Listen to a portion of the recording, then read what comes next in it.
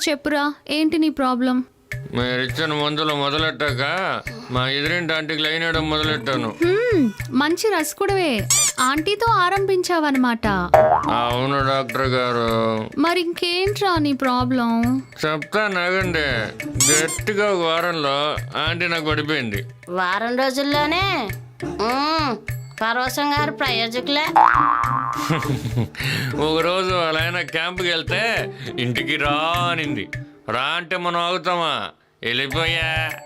ఇంకే ఆంటీ ఇంటికి వెళ్ళాడు, ఆంటీ నేసుకున్నాడు, అంకుల్ దొరికిపోయాడు, అంతే కదా. ఇది పరమ రొటీన్ ప్రాబ్లం రా. అలా జరిగినా బాగుండేదండి. ఏమంటే దెబ్బలు కొట్టి ఇంటికి పంపించేవాళ్ళు. అలా జరగలేదా? మరి ఇంకేం జరిగింది పరవశం? వెళ్ళాను, వేస్తూనే ఉన్నాను. వాళ్ళ ఆయన క్యాంపు నుంచి వచ్చేదాకా పిలవటం పోవటం వేయటం, పిలవటం పోవటం వేయటం. తినటం తొంగటం తెల్లారటం లాగా వీడికి పిలవటం పోవటం వేయటం డైలీ డ్యూటీ అయిపోయింది.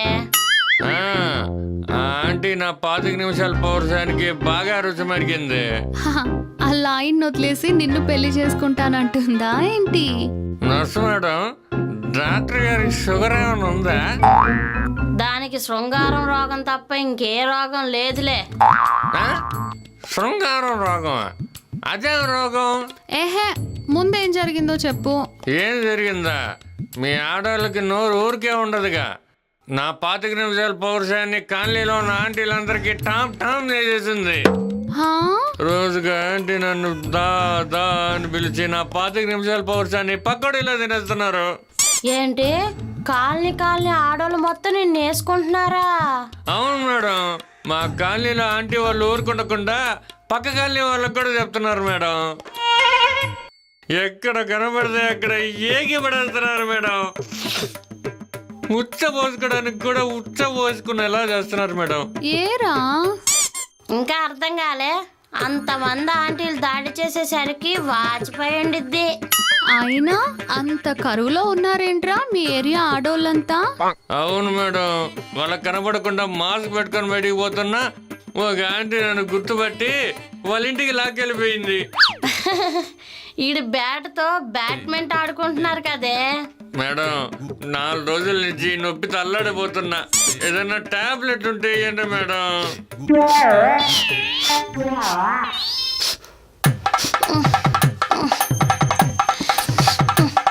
జరగ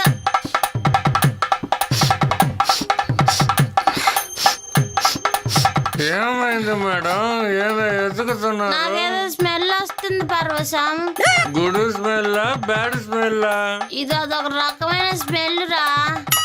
అదో రకమైన స్మెల్? అలాంటి స్మెల్ కూడా ఉందా? ఉందిరా, కామంతా కాలిపోతున్న ఒక బాడీ స్మెల్. కామంతో కాలిపోతున్న బాడీ స్మెల్? అది ఎక్కడి నుంచి వస్తుంది? అదిగో అక్కడి నుంచి వస్తుంది.